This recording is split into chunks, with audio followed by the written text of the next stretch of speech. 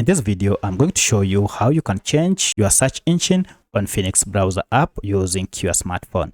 If this video helps, please like and subscribe to this channel. Alright, so as you can see, I'm on my Phoenix browser here, and the default search engine is Google. So every search I perform, it's done through Google. However, I'll wish to switch to a different search engine. To do this, head down here to your profile icon and tap on it, and then go to settings. Now under settings, go to the first option here, search engine, and you can see currently it is set to Google. If I tap on it, we have other options such as Bing, Yahoo, DuckDuckGo, Yandex, as well as AOL. So you can now change this by just tapping on any. For instance, I want to switch to Bing.